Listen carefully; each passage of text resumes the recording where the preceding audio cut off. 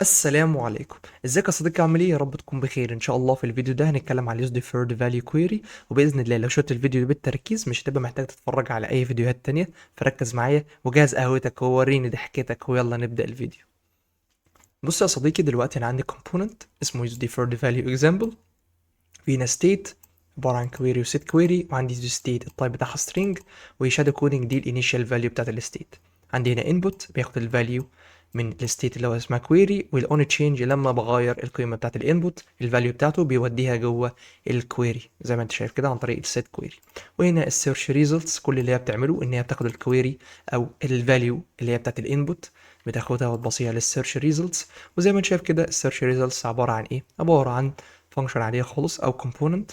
هنا بياخد الكويري او الفاليو، وهنا بيعمل ايه؟ بيعرض هنا ال 250 ايتم. دي رساله عاديه خالص artificial سلو. انا عامل بقى اكني كده عامل كود سلو، او انا برندر 250 element سلو ايتم. سلو ايتم دي هنشوفها دلوقتي بتاعتي ايه، بس انا بسيميوليت كده ان الموضوع ده بياخد وقت يعني.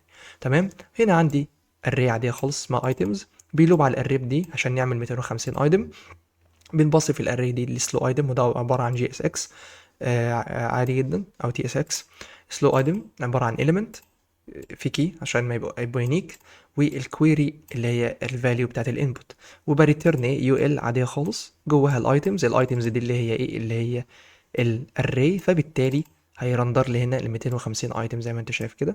وعندي هنا السلو ايتم. السلو ايتم دي اللي هي دي كومبوننت عادي جدا بياخد الكويري اللي انا ببعتها له هنا دي، وهنا جوه الكويري دي عباره بيستارت ايتم، وبعد كده بيدو nothing for 1 millisecond per item to emulate extremely slow code. انا بعمل هنا extremely slow code، وهنا مش بعمل اي حاجه جوه الوايل دي، ولكن انا محتاج الكود بس يتاخر على ما يبدا يريتيرن الايه الكويريز بتاعتي او ال اي بتاعتي. وهنا بيعرض لي ال اي زي ما انت شايف كده. تعالى بقى نبدا نشوف الاوتبوت بتاعي. زي ما انت شايف كده عندي هنا شادو كودنج، هنا كويري زي ما انت شايف كده. الكويري ده التكست اللي المفروض انا بستقبله، وهنا الفاليو الانيشال فاليو بتاعت الستيت. ولو هنا شلت مثلا شادو كودنج دي وكتبت مصطفى، زي ما انت شايف انا شلت ايدي وكل حاجه تمام، ولكن الابلكيشن بتاعي بيتاخر جدا على ما يعمل ريندرنج.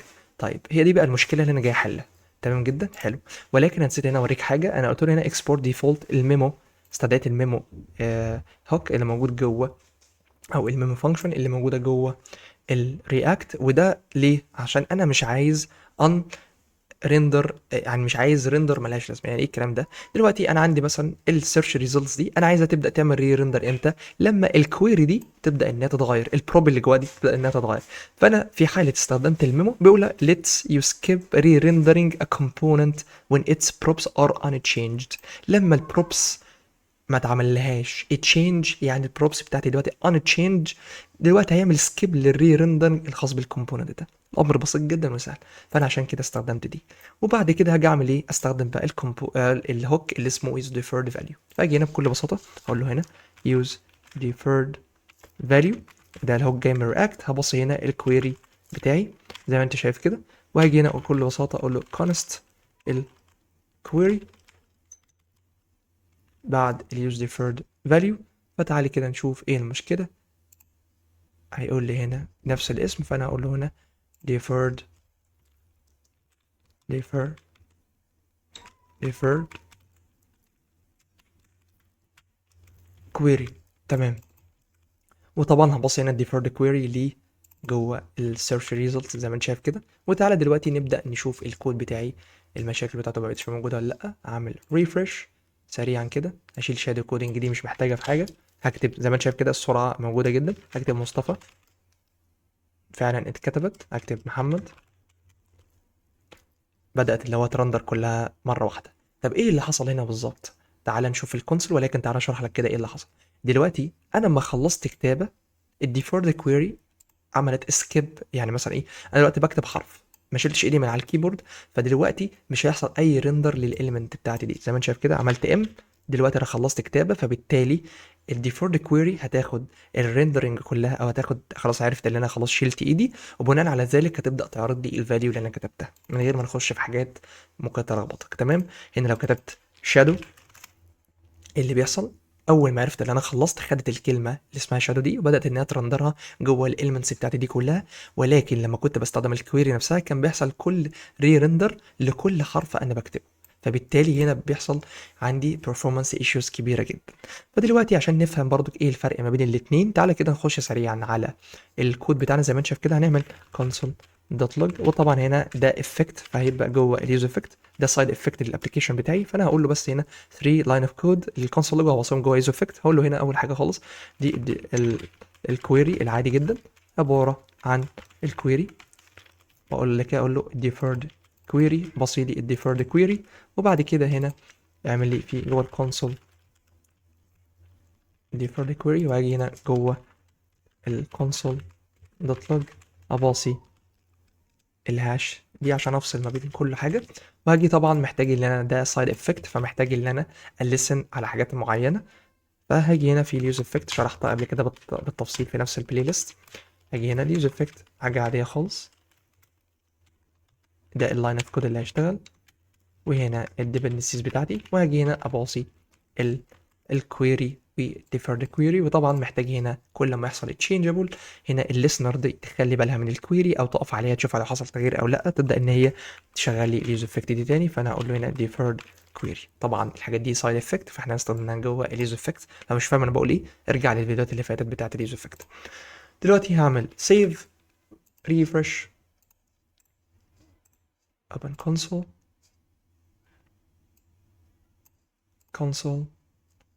نبدا اللي احنا نشيل الحاجات دي كده، نبدا اللي احنا نعمل ريموف للحاجه اللي موجوده دي. طيب ايه اللي حصل دلوقتي؟ الكويري اول حاجه فاضيه، ولكن الديفورد كويري لسه موجوده شادو كودنج. وبعد كده ايه اللي حصل؟ عرض لي ارتفيشال سلو كود والكلام ده. طيب سيبك من الجزء اللي فوق ده عشان ما نتوغلش فيه عشان ما تتلخبطش. طيب دلوقتي بقى هنبدا اللي احنا نشوف ايه اللي بيحصل في الكونسول لوج بالظبط. دلوقتي انا ما عنديش اي فاليو، ولكن تعال نكتب كده شادو ونشوف ايه اللي بيحصل. لما شادو غلط مفيش مشكله، شادو. دلوقتي ايه اللي حصل خالص؟ اول حاجه الكويري هنا الفاليو بتاعتها كانت حرف الاس اللي هو اول حرف انا كتبته، وبعد كده ديفولت كويري ملهاش اي فاليو. ليه ملهاش فاليو؟ عشان انا لسه ما شلتش ايدي، صح كده؟ فالديفولت كويري دلوقتي عارفه ان انا لسه بكتب، فبالتالي مش هتعمل ريندر.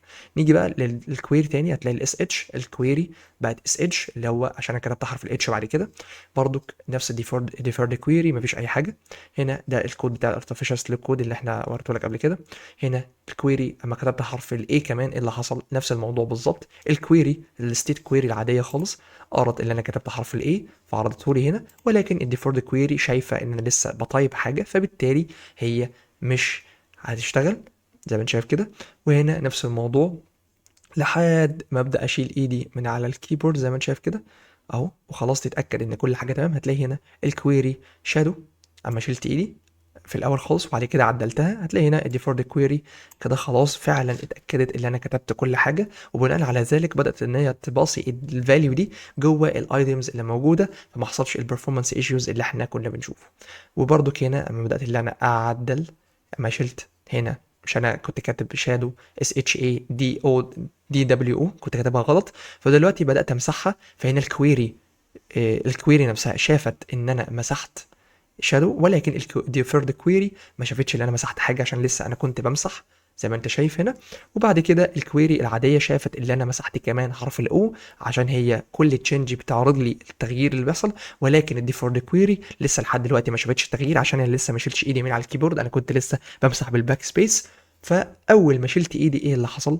هنا الديفور الكويري بقت اس اتش اي دي، والديفور دي كويري بس اس اتش اي دي. وبرضك محتاج اقول لك انا اول ما كتبت الاو اللي هيحصل الكويري عرض اس اتش اي دي او، والديفور دي كويري لسه نفس اس اتش اي دي بس، وده طبعا بديهي عشان انا لسه بكتب على الكيبورد. وبعد كده اخر حاجه خالص الفاينل فاليو هنا الكويري شادو والديفورد كويري اس اتش اي دي. اظن كده ليه؟ عشان كنت لسه هكتب هنا، بعد كده ري ريندر اللي بعده على طول الديفولت كويري بقت مظبوطه زي ما انت شايف كده. ولو عملنا هنا عملنا كلير الكونسول وكتبت هنا مثلا مصطفى زي ما انت شايف كده نفس اللي احنا متوقعينه، هتكتب الام بعد كده، بعد كده ديفيرد كويري لسه شادو عشان انا لسه ما شلتش ايدي، وهكذا بقت ام او ودي لسه شادو، وبعد كده بقت ام او اس ودي لسه شادو، بعد كده بقت ام او اس تي وده لسه شادو، وهكذا لحد ما الفاليو تبقى موجوده كويري مصطفى، ودي كل مره لحد ما تبقى الديفولت فاليو ايكوال الكويري فاليو العاديه. وطبعا ده البيهيفير اللي احنا محتاجينه، وكده ما بقاش عندي performance issues. عملنا هنا ريفرش زي ما انت شايف كده، دي شادو كودنج. لو كتبت دلوقتي مصطفى محمد، دلوقتي ايه اللي حصل؟ الكويري فعلا رندرت كلها بشكل سليم، والبرفورمانس ايشوز اللي كان عندي ما بقاش موجود. وكده انت فهمت الدنيا ماشيه ازاي. لو رجعنا دلوقتي ال الكويري هنا بصيناها للسيرش ريزلتس، ما بصيناش بقى دي فورد كويري، لا بصينا الكويري نفسها.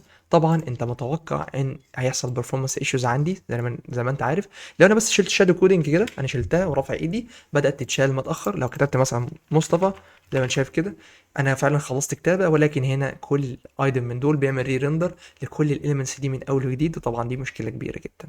وكده احنا حلينا المشكله عن طريق الديفورد كويري. مش محتاج ان انا ابص هنا الكويري، لا ابص ديفولت كويري. وطبعا لو عايز تفهم اكتر هتبص على الدوكيومنتيشن، الموضوع بسيط جدا. عندي هنا نفس المثال اللي كنت بكلمك عليه اهوت جوه الدوكيومنتيشن بتاع رياكت. ان شاء الله هتلاقيني سايب لك اللينك في الديسكربشن، وكل الكود اصلا هتلاقيه ان شاء الله في الديسكربشن.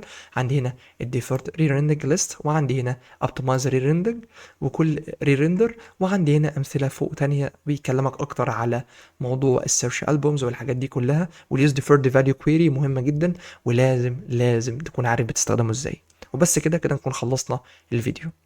وبس كده يا صديقي، كده نكون خلصنا الفيديو بتاعنا النهارده. ان شاء الله الفيديو يكون عجبك. لو عجبك يا ريت تعمل لنا لايك وكومنت عشان تعرفنا انه عجبك. وباذن الله لو انت مهتم برياكت اعمل لنا سبسكرايب وفعل زر الجرس عشان الفيديوهات الجايه تبقى كتيره جدا في رياكت. وهنتكلم على كاستم هوكس مختلفه، هنتكلم على الهوكس هنشرح بقيتها باذن الله، وكمان هنتكلم ازاي نعمل ريفاكتورنج للابلكيشن الخاص برياكت. لو انت عندك بروجكت ازاي تعمل له ريفاكتورنج، وايه ديزاين باترن موجوده في رياكت. هنتكلم حاجات كتيره جدا ان شاء الله. اتاكد انك عامل سبسكرايب وفعل زر الجرس. وبس كده يا صديقي، لو عايز تدعمني في القناه تقدر تدعمني عن طريق انك تنتسب في القناه، او تدعمني عن طريق بيبال، او تدعي لي دعوه حلوه، ده احسن من ده كله.